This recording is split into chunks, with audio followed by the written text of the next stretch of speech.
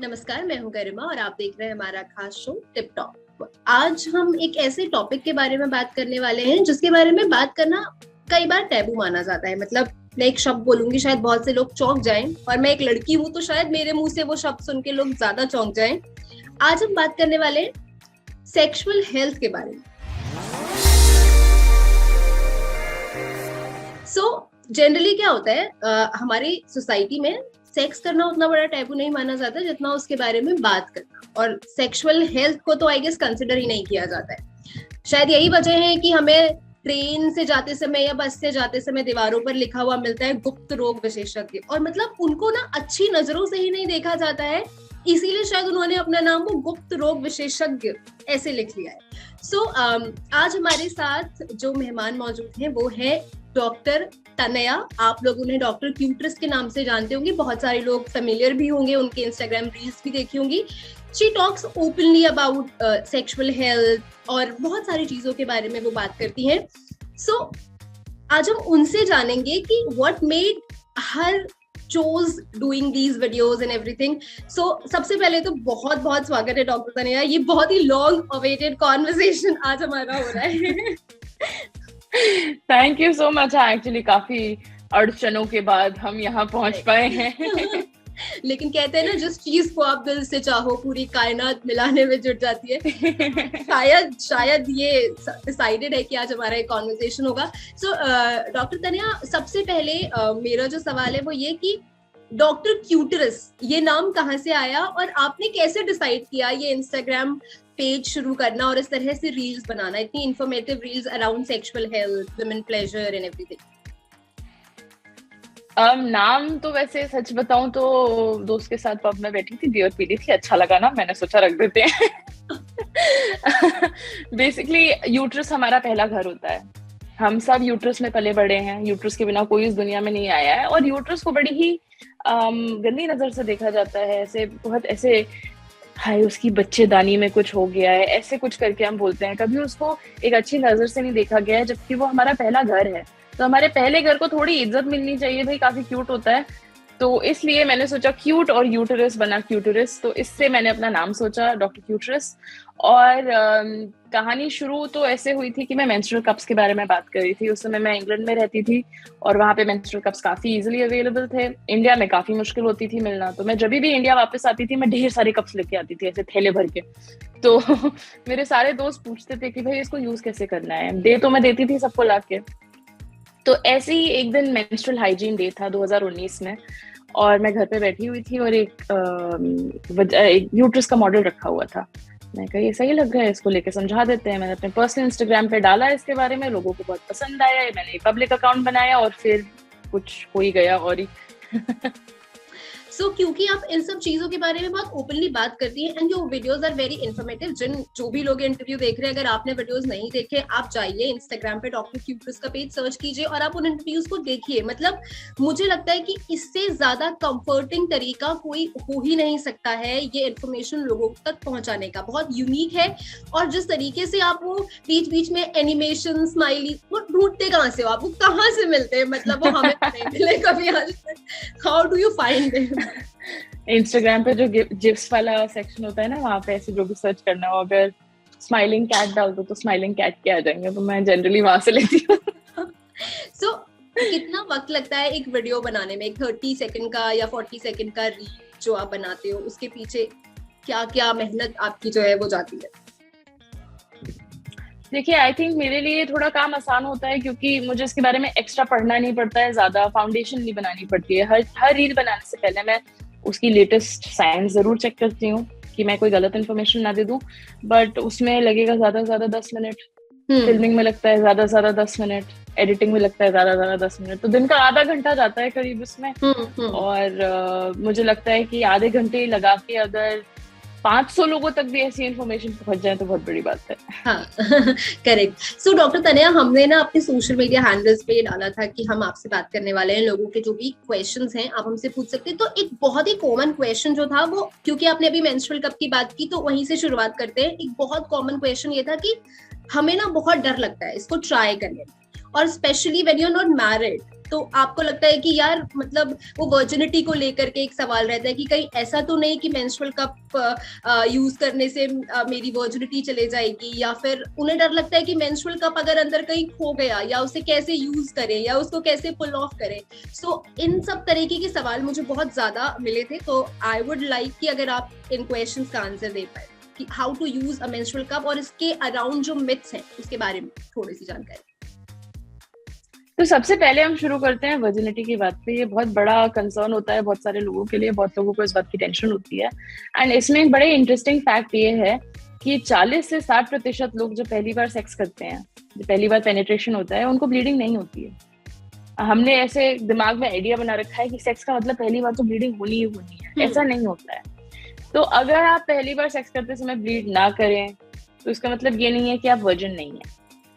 तो अगर आप मेंस्ट्रुअल कप को इंसर्ट करना अपनी वर्जिनिटी को ना मानते हैं, मतलब सेक्स तो नहीं कर रहे हैं ना, आप तो पीरियड मैनेज कर रहे हैं, तो अगर आप इसे अपनी वर्जिनिटी खोना मानते हैं तो आई थिंक पहली बात आप इस थॉट को चैलेंज करें।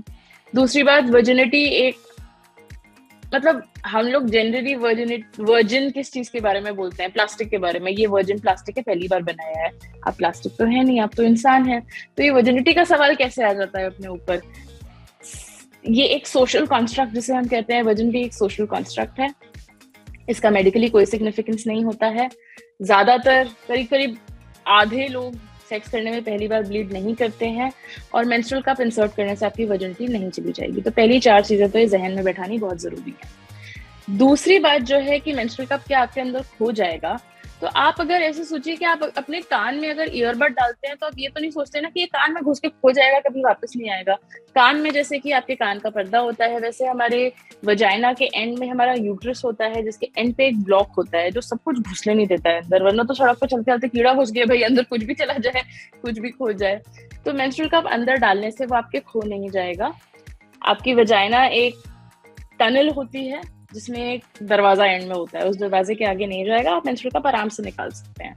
बहुत ज्यादा दिक्कत हो हॉस्पिटल चले जाइए, वो एक ट्वीजर लेके अंदर से निकाल देंगे, बट खोएगा नहीं। एंड आखिरी बात ये कि डर लगता है, आई कैन अंडरस्टैंड। मतलब अपने शरीर में कुछ डालना, जब आपने पहले कुछ ऐसे ना डाला हो अंदर, नेचुरली वो एक स्कैरी एक्सपीरियंस हो सकता है। बट डरावना होना वर्सेस रुक जाना में अंतर है। अगर आपको डर लगता है तो माउंटेन ड्यू पीजिए, डर के आगे जीत है, और एक बार डाल के देख लीजिए, काफी कंफर्टेबल होता है। मुझे तो रियलाइज भी नहीं होता था कि मैंने कुछ पहना है। और मेरी जो सबसे यंग पेशेंट है जो मेंस्ट्रुअल कप यूज करती है, वो 15 साल की है। तो अगर 15 साल की लड़की यूज कर सकती है तो आप क्यों नहीं कर सकते? With all of that said, कुछ लोगों के लिए मेंस्ट्रुअल कप सही आंसर नहीं है। जरूरी नहीं है मेंस्ट्रुअल कप मतलब सबके लिए सही हो, और शायद अगर आपके लिए वो नहीं बैठ रहा है, आपने 2-3 साइकिल ट्राई करके देख लिया है, नहीं बैठ रहा है, तो जाने दो यार, बहुत सारे प्रोडक्ट्स अवेलेबल है दुनिया में।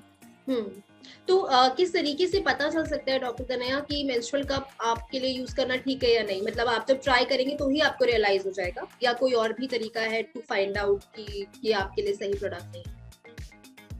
ज्यादातर लोगों को कुछ समय यूज करने में समझ में आ जाता है। मुझे करीब 3 महीने लगे थे टू फील लाइक अब मुझे समझ में आ रहा है ये क्या होना है। शुरू के 2-3 साइकिल्स तो मैं बहुत कंफ्यूज थी। हर बार इंसर्ट करने से पहले, हर बार निकालने से पहले यूट्यूब पे एक वीडियो देखती थी। तो 3-4 महीने का टाइम दीजिए। अगर 3-4 महीने में भी नहीं बैठता है तो जाना। Okay, then what is a better option? Sanitary napkin और टैम्पून? अगेन टैम्पून के केस में भी फिर वही है कि आपको उसे इंसर्ट ही करना है, तो फिर वो एक अनकंफर्टेबल वाला जो फीलिंग है वो आपको अगेन फेस करना पड़ सकता है शायद। देखिए, आपके लिए सही प्रोडक्ट क्या है ये तो आप ही जान सकते हैं बेस्ट, आपको यूज करके पता चलेगा। पैड्स को बहुत ही ऐसे खराब निगाह से देखा जाता है। पैड्स बहुत ही अच्छा सोल्यूशन है, पैड्स में कोई खराब बात नहीं है। हाँ, थोड़ा एनवायरमेंटल पोल्यूशन का प्रॉब्लम है, बट कुछ मेंस्ट्रुअल प्रोडक्ट ना यूज करने के ज्यादा बुरे इफेक्ट्स हैं। तो कुछ भी यूज करिए जो आपके लिए बेस्ट बैठे। अगर पैड है तो पैड यूज करो, पैड यूज करने में कोई बुराई नहीं है।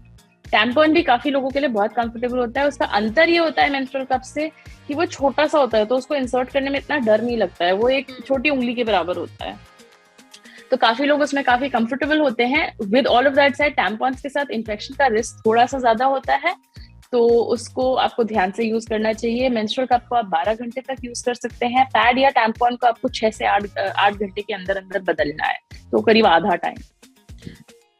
सो अब एक बार फिर से आपकी जर्नी पे आते हैं, क्योंकि आप बहुत ओपनली इन सब टॉपिक से बात करती हैं, तो आपके डीएम में बहुत सारे ऐसे अटपटे और वियर्ड मैसेजेस भी कई बार आते होंगे। तो कभी ऐसा हुआ, what is that weirdest message जो आपने आज तक अपने डीएम में रिसीव किया और आपको वो आज तक ऐसा लगता है कि यार ये क्या था? इसके लिए तो चैंपियनशिप होस्ट करनी पड़ेगी, इतने अच्छे अच्छे आते हैं। नहीं, जैसे हाल में अभी आया 3-4 लड़कों ने ऐसे मैसेज किया कि मैं आपकी पिक्चर्स देख के मैस्टरबेट करता हूँ, तो वो मुझे बहुत ही डिसहार्टनिंग लगा, बहुत ही मेरा दिल टूटा ये जान के कि ऐसे भी लोग बोल सकते हैं और ऐसे भी लोग कर सकते हैं। पर उसके अलावा वैसे आते तो बहुत ही अटपटे हैं। कभी कोई अपने जेनिटल्स का फोटो भेज देता है, कभी कोई, और ये सिर्फ लड़कों तक सीमित नहीं है, लड़कियां भी करते हैं, और फिर बोलती हैं कि ये मेरी प्रॉब्लम है, इसको ठीक करिए। अब मैं कैसे ठीक कर लूं भाई? तो हर तरह की चीजें आती हैं। लोग अपनी बहुत प्राइवेट बातें भी बता देते हैं, लोग अपनी काफी प्राइवेट पिक्चर्स भी शेयर कर देते हैं, और कभी कभी बस बदतमीजी ही करते हैं। So how do you deal with it? क्या ये आपको अफेक्ट करता है? कहीं ना कहीं आप उसके बारे में सोचते हो and then that affects you?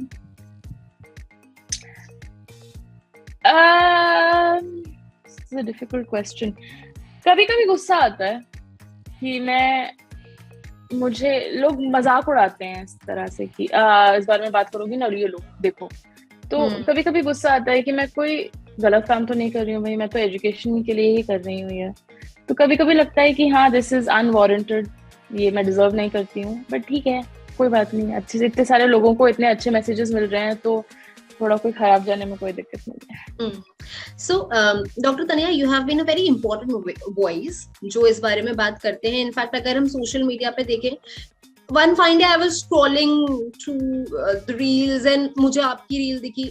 ये शायद आज से 1 साल पहले की आई थिंक ये बात है। मैं ऐसे ही randomly and I started following, मैंने आपकी कोई रील देखी और मुझे लगा यार कितना इजीली, मतलब you talk about everything and then this is a very important topic that you talk about. उसके बाद भी लोग इस तरीके के मैसेजेस कर रहे हैं और ऐसे डीएम्स आपके पास आते हैं, तो ये साफ दिखाता है कि वो जो टैबू वाली बात है ना, वो है, और ये शायद कभी ना जाए सोसाइटी से इस बारे में बात करना।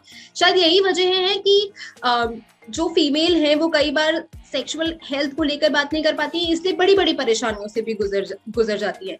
सो जब आपने पहली रील बनाई थी तो उसके पीछे आपका थॉट क्या था? क्या ये जो वॉइड है आप उसको फिल करना चाहती थी, या क्योंकि ये आपका एरिया ऑफ इंटरेस्ट है इसलिए आपने ये रील बनाया? मैं एक बहुत ही अच्छी अभी पर्सनल इंस्टेंस शेयर करती हूँ। मेरे पास मैं एचपीवी वैक्सीन करके एक वैक्सीन होती है जो आपको एक वायरस से बचाती है। एक ह्यूमन पैपिलोमा वायरस होता है, और ये वायरस काफी सारे जेनिटल डिजीजेस भी कॉज कर सकता है, और उससे भी ज्यादा सर्विकल कैंसर कॉज कर सकता है। तो सर्विकल कैंसर जो होता है, हमारा यूट्रस जो होता है, जो बच्चेदानी होती है, उसका सबसे नीचे का जो अंग होता है उसको हम सर्विक्स बोलते हैं। इसका कैंसर हिंदुस्तानी औरतों में 2nd मोस्ट कॉमन कैंसर है। अगर आप अर्बन एरियाज में यानी शहरों में जाएं, और अगर आप रूरल एरियाज में गांव में जाएं, तो ये सबसे कॉमन कैंसर है हिंदुस्तानी औरतों में। तो इस कैंसर के बारे में आधे ज्यादा लोगों ने सुना भी नहीं होगा। ब्रेस्ट कैंसर हमने सबने सुना है, सर्विकल कैंसर हमने नहीं सुना है। और एचपीवी जो वायरस होता है, ये सर्विकल कैंसर की मतलब 90% सर्विकल कैंसर में एचपीवी वायरस पाया जाता है। दुनिया में एक लौती वैक्सीन है जो आपको कैंसर से बचाती है, उसको हम एचपीवी वैक्सीन बोलते हैं।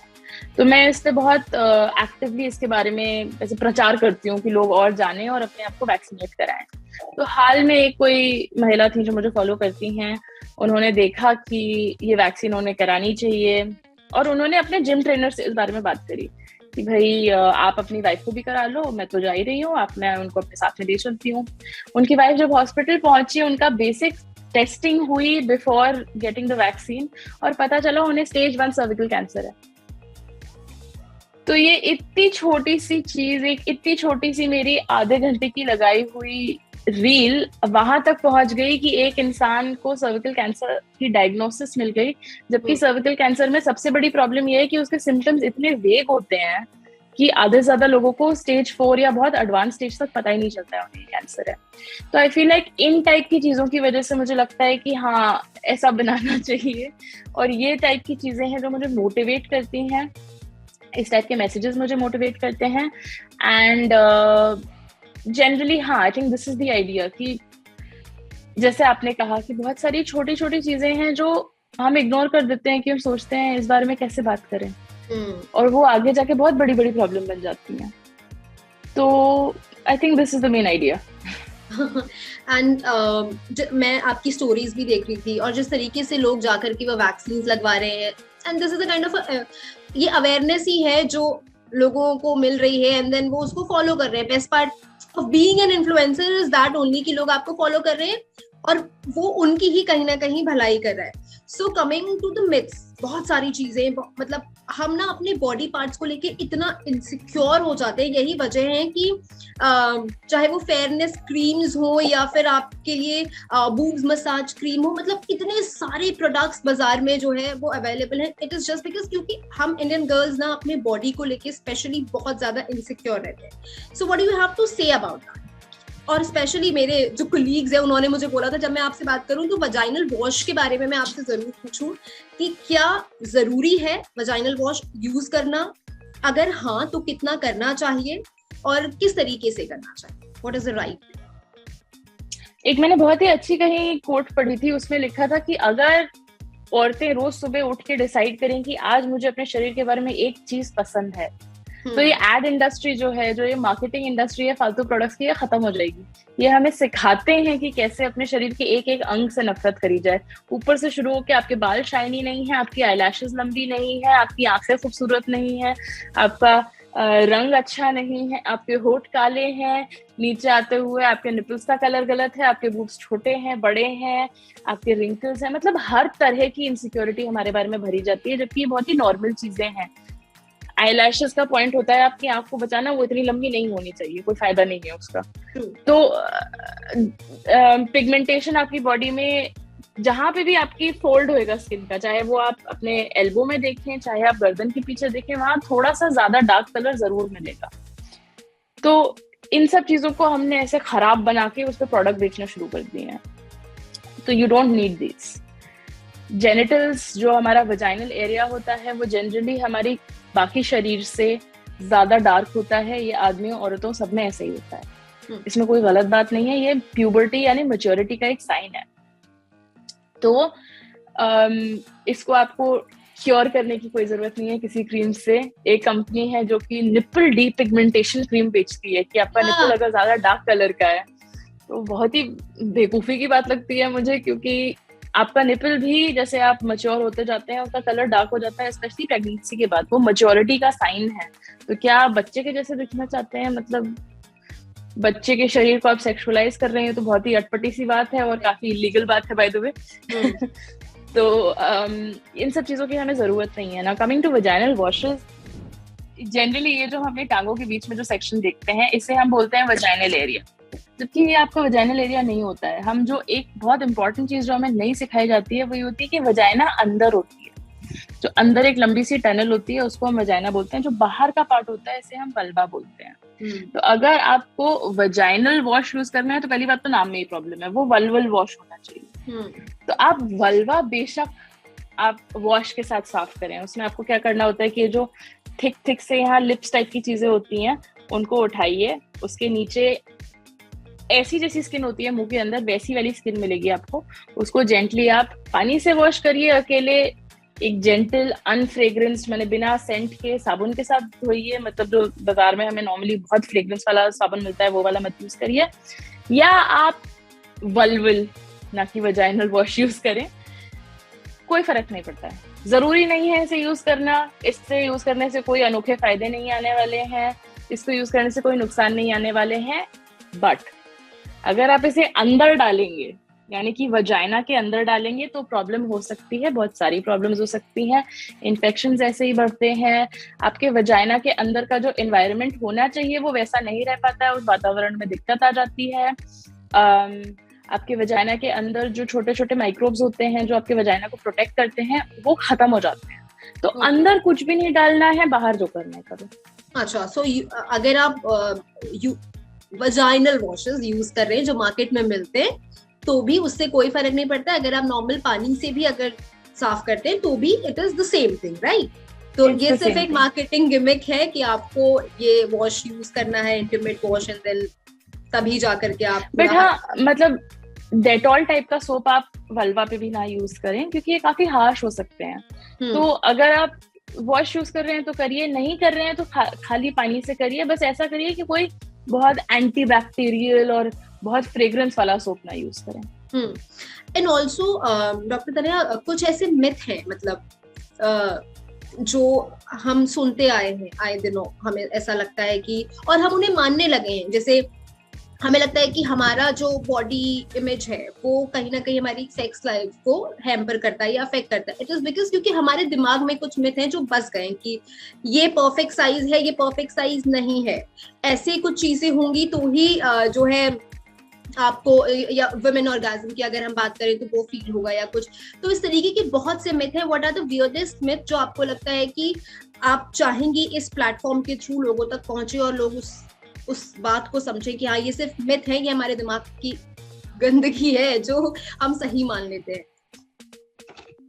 जो सबसे बड़ी चीज है, जो बहुत ही पता नहीं बेवकूफी की बात है, वो ये है कि पीरियड पे बाल नहीं धोना है। पीरियड के चौथे दिन के बाद भी बाल धो सकते हैं क्या? मतलब कौन सा कनेक्शन है भाई आपका सिर का शैम्पू से? अचार नहीं छूना है, अचार नहीं छूना है, मतलब आप सोच सकते हैं कितनी पावर है। और तुम्हें अगर अचार छू के अचार सड़ गया, पूरे पूरे देश में ऐसे अकाल कर देंगे खाना छू के। आपको वेपन बनाने की जरूरत नहीं है, बॉम्ब वॉम्ब छोड़ो, औरतों को भेज दो पीरियड पे, जाके पूरे पूरे देश में अकाल करा के देश बर्बाद कर सकते हैं। तो ये बहुत ही बेवकूफी की बात है। आपका अचार छूना, आपका गेहूं छूना, आपका कोई भी खेत में जाना, ये सब आपके पीरियड के लिए खराब नहीं होते हैं। सिर धोने में भी कोई दिक्कत नहीं है। अगर आपको सिर धोना है धोइए, नहीं धोना है मत, कोई बात नहीं।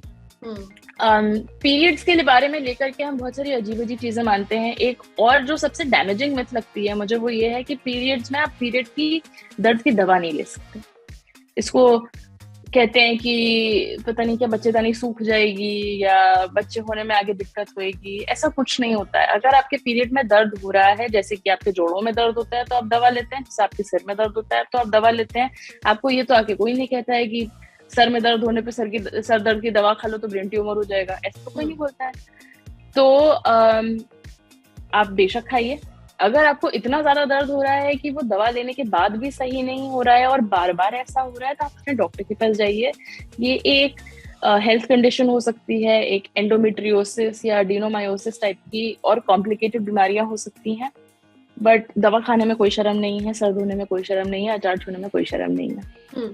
अच्छा, हम पीरियड की बात कर रहे हैं तो पीरियड पेन पर हम जरूर आएंगे, क्योंकि मुझे लगता है कि I am blessed to work in an office जहाँ पे पीरियड लीव्स मिलती हैं हमारे कंट्री में। या so you just drop a message and there is no question that is asked. आपको बोलते हैं कि ठीक है, टेक केयर, टेक रेस्ट। तो I am blessed to work in such office. लेकिन बहुत सारे ऑफिसेज ऐसे हैं या फिर बहुत सारे काम के क्षेत्र ऐसे हैं जहां पर ये माना जाता है कि अच्छा, I will share an incident. अभी मेरी एक फ्रेंड मुझे बोल रही थी कि लास्ट टाइम वो जिस ऑर्गेनाइजेशन में काम करती थी तो वहां पर एक दिन क्राइसिस की सिचुएशन आई। एक बंदी जो थी उनको डायरिया हुआ and she got her period, मतलब the other girl got her period. तो उन्होंने अपने बॉस को फोन किया कि सर मैं ना आज छुट्टी लूंगी तो क्योंकि मुझे पीरियड पेन हो रहा है। तो उनके बॉस ने उन्हें जवाब दिया कि देखो, जो दूसरी कलीग हैं आपकी, उनको डायरिया हो रहा है, वो तो नहीं आ सकती, आप देख लो, आप मैनेज कर सकते हो। तो पीरियड पेन को ना सीरियसली लिया ही नहीं जाता है।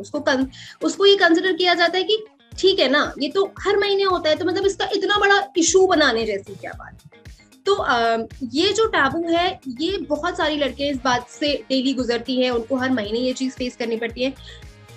बहुत ज्ञान दे दिया मैंने, लेकिन I will come to the question. बहुत जरूरी है ये जो होम रेमेडी, अगर कुछ ऐसा तरीका है या फिर कुछ आपके डाइटरी चेंजेस ऐसे हो सकते हैं जिसकी वजह से शायद ये पेन थोड़ा कम हो जाए, या क्या ऐसा वाकई कोई तरीका है या pain killer is the only option? नहीं, काफी सारे इंटरवेंशंस होते हैं। काफी लोगों के लिए अजवाइन का पानी बहुत फायदेमंद होता है।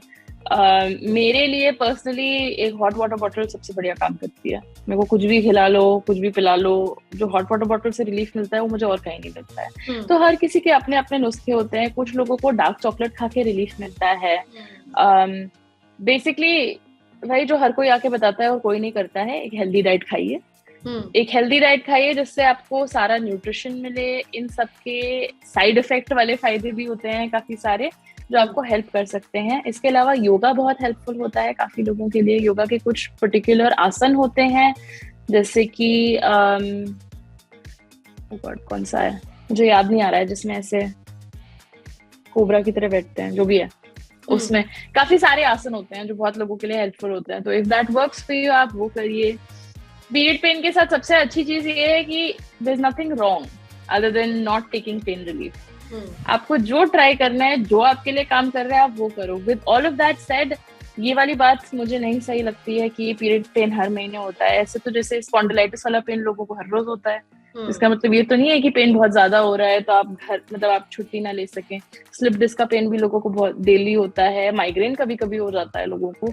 तो ये हम नहीं कह सकते कि हाँ पीरियड ऐसे हल्की सी चीज है और बाकी कोई सीरियस चीज नहीं है। हाँ, पीरियड का पेन काफी लोगों के लिए बहुत इंटेंस होता है। मुझे सर्जरी से छुट्टी लेनी पड़ती है अक्सर, क्योंकि मेरे लिए पेन बहुत ज्यादा हो जाता है। तो व्हाटएवर वर्क्स फॉर यू, अपने पेन को आप मिनिमाइज मत करिए, जो आपके लिए काम कर रहा है उसको यूज करिए।